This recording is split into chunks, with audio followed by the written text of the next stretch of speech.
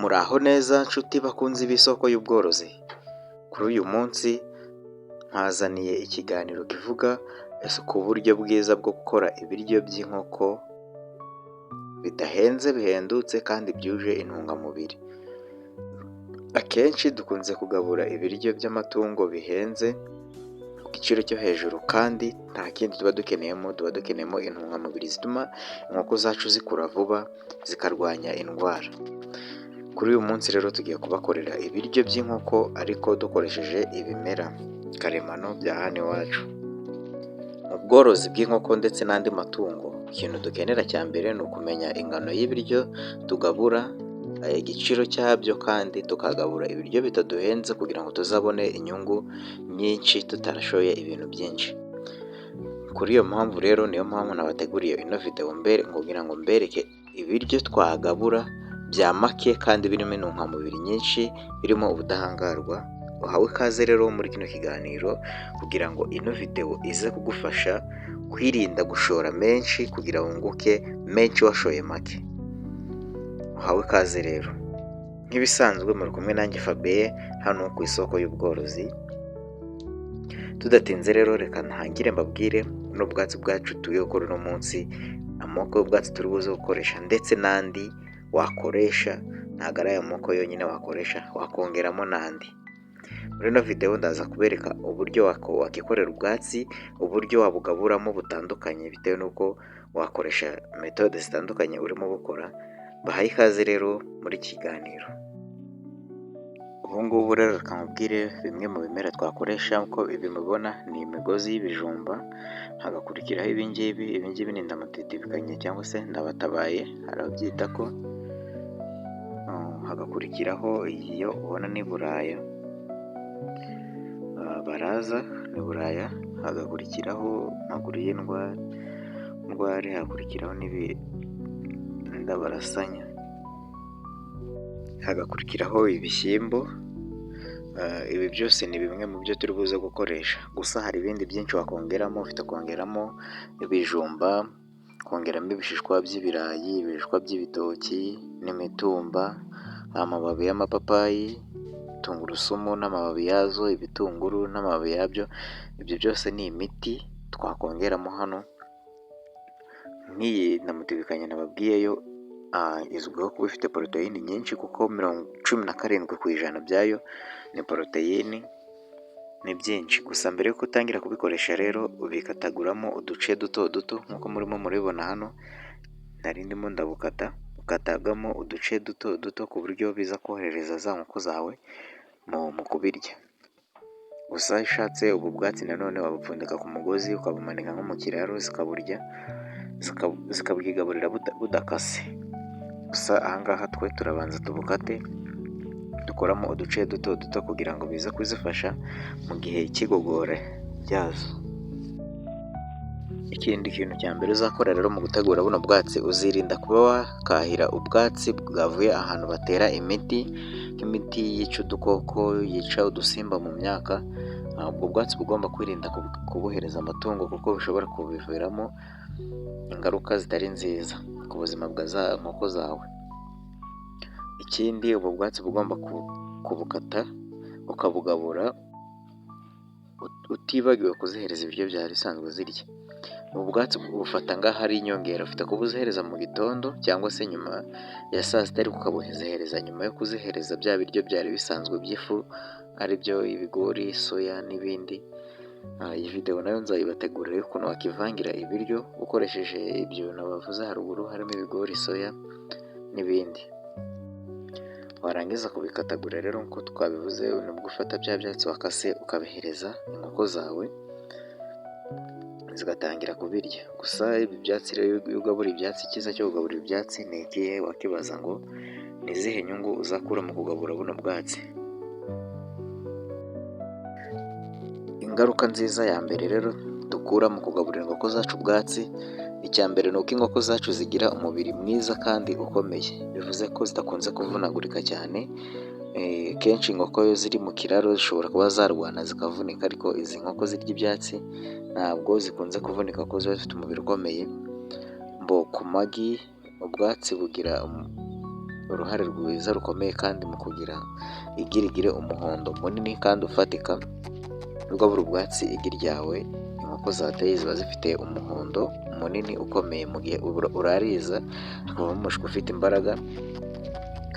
Ndetse ikindi, inkoko zawe zigira ubudahangarwa ku ndwara zitandukanye ziterwa no kubura imyunyungugu mu mubiri, kuko usanga muri buno bwatsi harimo amavitamini nka vitamini A, vitamini C na E, kandi izi vitamini zirakenerwa ku buzima bw'inkoko. Ikindi twavuga twakura mu kugabura ubwatsi nk'ubu ngubu, ni bwo ku musaruro w'amagi wiyongera, ushobora no kwikuba kabiri. Nk'urugero, umworozi w'inkoko wo mu karere ka Nyamasheke, nyuma yo kugabura ubwatsi, mbere y'uko agabura inkoko ze zateraga amagi 10, ariko nyuma yo kugabura ubwatsi, amagi inkoko zisigaye zitera amagi 20 ku munsi.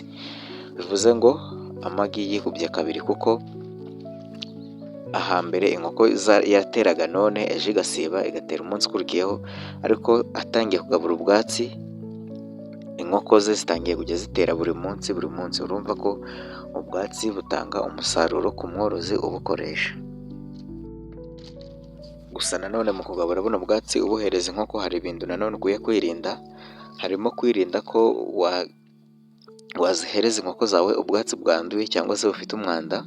Birumvikana ahangaha uba ugomba kubanza ukabwoza mu gihe ubona budafite isuku ihagije. Icya kabiri, ugomba kwirinda kubona buno bwatsi ubukuye ahantu mu myaka yindi ibasha guterwa umuti yica udukoko cyangwa se utundi dusimba mu myaka. Aho ngaho uba ugomba kwirinda kuhahira ubwatsi, ukaba wabugabura utabwogeje. Ikindi, ubu bwatsi uba ugomba kwirinda kuzihereza ubwatsi bwinshi cyane, kuko bishobora gutuma inkoko zawe zihitwa, kuko ziba zitangiye kurya ibiryo birimo amazi menshi, mu gihe mbere yaho zari zimenyereye ubwatsi burimo nka buranda cyangwa se ibiryo wivangira. Niyo mpamvu uba ugomba kuzihereza ubwatsi ukabuziha mu rugero, ntuzihereze bwinshi cyane. Ibi byatsi rero mu kubigabura, ufite kubigabura mu buryo butandukanye. Ufite kubivanga n'ibindi biryo nk'uko twabibonye haruguru, ufite no kuba wabikoresha ubishyira mu mazi nk'ukora icyayi, kuko nk'ukenera gukoresha amababi y'indimu, amababi y'amapapayi n'amapera, ayo yose ntabwo yakata, ahubwo amababi y'ibyo bimera byo nk'uko tubizi turayafata tukayashyira mu mazi tukayacanira zikanywa ya mazi. Aho ngaho ufite kuba wabikora gutyo,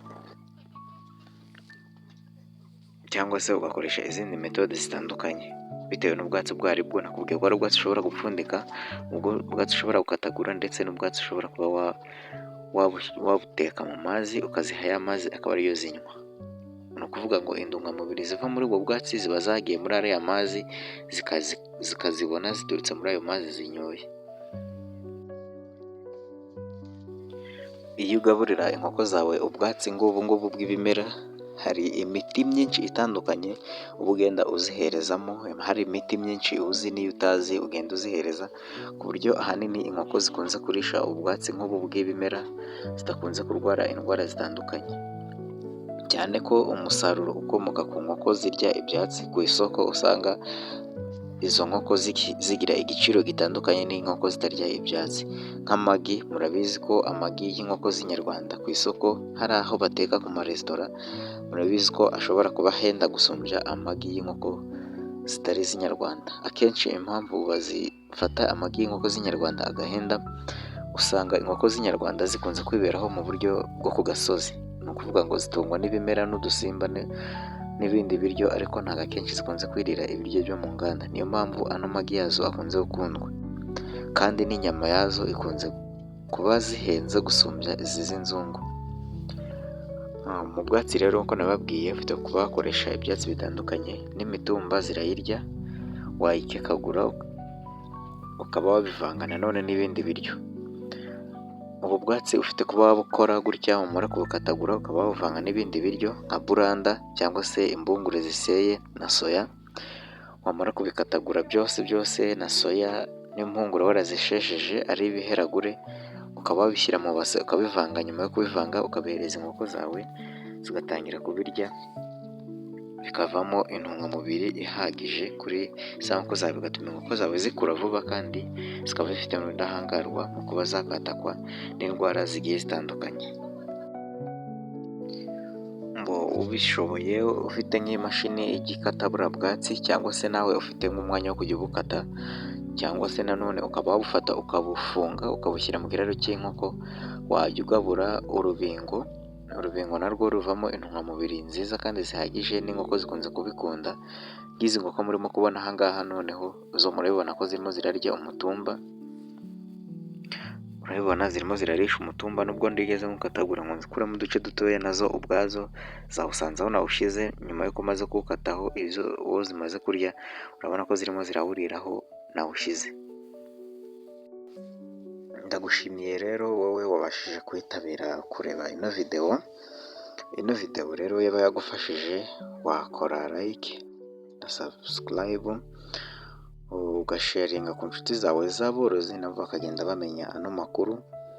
Ukeneye kujya muri groupe y'aborozi WhatsApp, bajya muri description y'ino videwo ugasangamo link ya groupe, warangiza ukiyandikisha muri iyo groupe ukaba umwe mu banyamuryango, aho duhurira nk'aborozi tukajya duhana inama mu bijyanye n'ubworozi, imiti, ingingo n'inama zindi z'indwara, nawe se buri kimwe washaka kumenya ku nkoko.